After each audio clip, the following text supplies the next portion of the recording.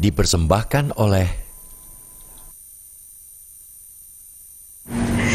Anda masih menyaksikan dialog spesial dan juga masih bersama saya Tantri dan juga dua narasumber saya, ada Pak Han dan juga Dr. Devi. Kita masih membahas mengenai bagaimana melawan penyakit asam urat. Nah, itu tadi. Nah, untuk Dr. Devi kembali, ini biasanya saya pernah dengar memang asam urat ini lebih banyak menjangkit para lelaki begitu, dokter. Apakah betul? Benar ya. Iya. Ada faktor resikonya sih sebenarnya. Yang pertama kan memang kalau wanita itu kan memproduksi hormon estrogen, Mbak Tantri. Jadi kalau hormon estrogen itu fungsinya adalah untuk membantu meluruhkan asam urat keluar dari ginjal. Pada saat sudah berhenti menopause itu loh. Nah, itu akhirnya kan estrogennya berkurang. Nah, sehingga akhirnya ginjal tidak mampu untuk membuang bahan purin tersebut, sehingga resiko untuk terjadi asam urat pada saat seseorang menopause itu sama laki maupun perempuan.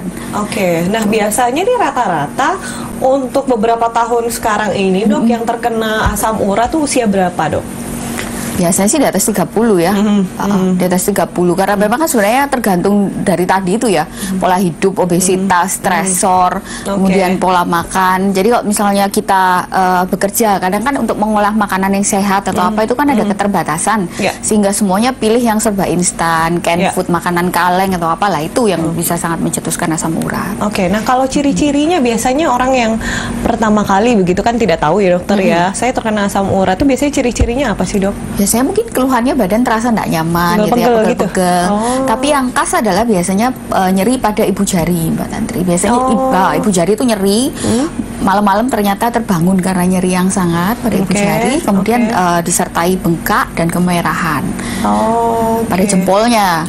Jadi ya kalau sudah terjadi itu pada malam hari ya itu pasti asam urat. Yang lain kelihatan kalau misalnya asam uratnya sudah lama, kadang mungkin bisa diperhatikan ya Mas Hani ya, beberapa temennya nggak ada yang benjolan gitu di sini, kadang di sini. Nah itu adalah suatu tofus. Jadi tofus itu akibat penumpukan asam urat di jaringan lunak yang berjalan bertahun-tahun, kan ada ya. Kalau dilihat sini benjol-benjol gitu. Bertahun-tahun tidak diobati seperti itu apa tidak gimana diobati. Dok? Tidak diobati, tidak berobat dengan baik, akhirnya menumpuk di jaringan, dan itu kalau dibiarkan menimbulkan kerusakan jaringan. Mengobatinya kalau sudah seperti itu sulit ya. Tahan sakit juga berarti orang-orang seperti itu dok ya. Iya ya. Karena kan nyeri tadi dokter juga bilang ya. Cuman kan memang ada fase tenangnya gitu ya. Kalau pas ada pencetusnya dia akan eksaserbasi. Nah itu yang sangat nyeri. Setelah itu rata-rata 2 minggu hilang nyerinya gitu. Tapi benjolannya akan menetap di sana. Nah kalau secara estetik kan kurang bagus. Kadang gitu bahkan dibutuhkan bantuan tindakan bedah. Jadi dieksisi, dibuang itu tofusnya. Begitu. Nah ini pastikan pemirsa jangan sampai seperti itu juga ya Pak Han ya. Nah, ini mentang-mentang saya laki sendiri ya. Jadi ya banyak ini lakinya ini. Maksudnya tadi mukanya Pak Han langsung berubah gitu ya mendengar ceritanya dokter ya. Nah tapi kalau Pak Han kan pasti kan rajin mengkonsumsi ya. Iya, kalau saya tidak khawatir. Kenapa? Tadi kan disebut laki-laki dan usia ya. Lebih usia sudah tua. Kalau usia tua karena apa? HG ini kan tadi meregenerasi sel, bersifat menaikkan daya tahan tubuh seseorang. Jadi tidak usah takut. Seandainya ini cocok sekali kalau untuk orang-orang tua. Nah, makanya tadi umur yang sudah lanjut itu bahaya, rentan sekali dengan penyakit-penyakit penyakit. Karena apa? Tadi daya tahan tubuhnya sudah menurun, imunnya sudah menurun semua. Nah, HG ini fungsinya menaikkan daya tahan tubuh dan antioksidannya sangat tinggi. Jadi untuk bisa menangkal penyakit-penyakit yang ada. Nah, makanya saya minum HG biar nanti tidak termasuk tergolong laki-laki loh. Saya laki-laki. Nah kalau yang sudah terkena asam urat begitu, itu mengkonsumsinya seperti apa Pak Han? Kalau untuk asam urat untuk penyembuhan, intinya kalau untuk penyembuhan itu bisa diminum 7-10 tetes. Cara minumnya itu diteteskan di air bersuhu normal. Yang penting ini suhu normal. Karena apa? Kalau tidak panas, kalau panas justru nanti khasiatnya akan berkurang. Tidak boleh. Jadi harus bersuhu normal, tidak boleh dingin, tidak boleh panas, suhu normal. Kalau tidak ada air, boleh diteteskan langsung di bawah lidah. Di bawah lidah sehari 3 kali. Yang bawah lidah juga sama 7-10. Sama. 7-10. Nah, gimana kalau keadaannya seperti ini Pak Han? Jadi, aduh saya pengen makan nih kayak seafood apa, saya tak minum jamu tetes lagi dulu, terus saya makan. Biasanya kadang itu ya dok ya. Kadang-kadang pengen makan, akhirnya makan dulu, minum obat dulu, akhirnya tapi tetap makan begitu. Betul, ada yang gini karena dia kan ini kan bagus ya untuk meninggalkan racun. Saya boleh ya dicampurkan di kopi, boleh dicampurkan, tapi bukan masalah untuk nyampurkan itu. Jadi kita jangan mencobai bahasanya mencobai ya toh. Wah, jangan coba-coba gitu ya. Wah, kelihatan itu lemak semua, dimuangkan semua, enggak apa-apa karena ada gitu, sih semua makan podo. Ini intinya gini, pola makan itu harus ditentukan, harus bisa ditahan atau dikontrol. Karena apa? Kalau tidak bisa percuma mau pengobatan cara apapun, kalau pola makan itu, karena saya pernah lihat itu 80% manusia itu ditentukan, penyakit itu ditentukan dari pola makan. Bayangkan itu 80% loh. Jadi tetap harus saling menjaga begitu ya Pak Han ya. Jadi pola makan ini mending gini, jangan pola makan yang dari kecil sampai dewasa, jaga pola makannya agar tidak diobati. Agar penyakit, karena gini, dalam penelitian juga gini, pola makan dari kecil sampai umur dewasa itu menentukan nanti penyakit apa atau sehat atau tidaknya.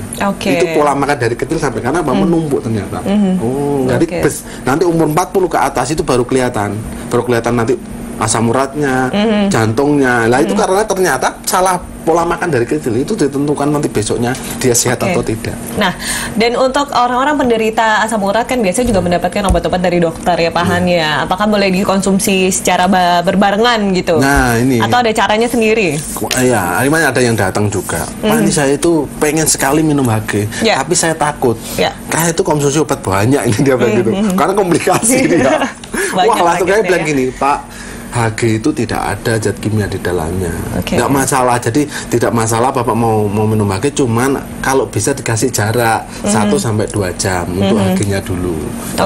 Justru HG-nya dulu ya, baru obat dokter. Dulu, baru obat dokter. Tapi kalaupun terbalik atau kalaupun diminum bersamaan, apakah memberikan efek? Nggak masalah ya. Itu kan tadi sudah saya sebutkan, seperti makan buah-buahan dan sayuran langsung aja. Seperti makan buah-buahan dan sayuran aja. Alami karena kita.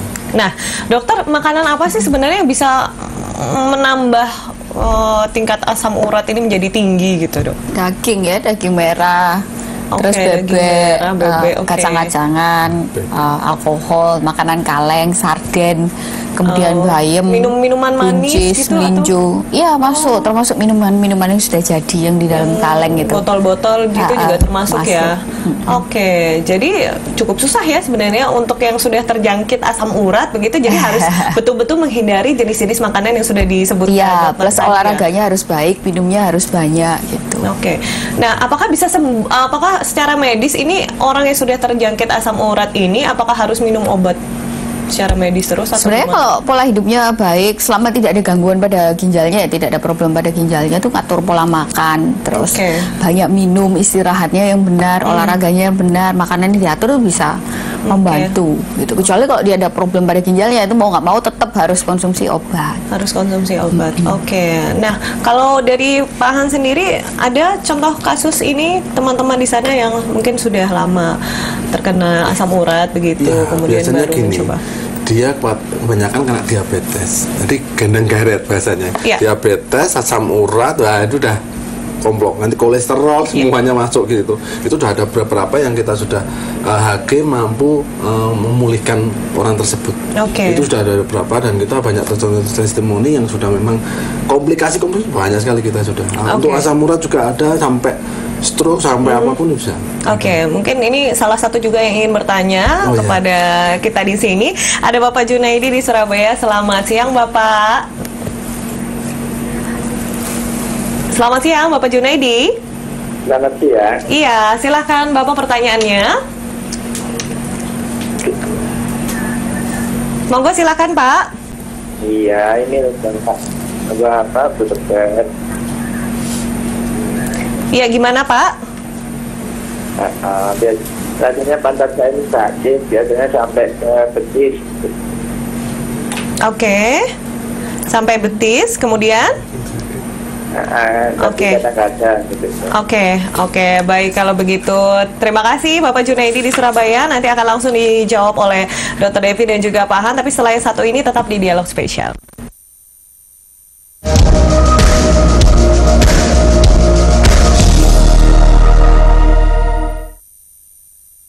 Dipersembahkan oleh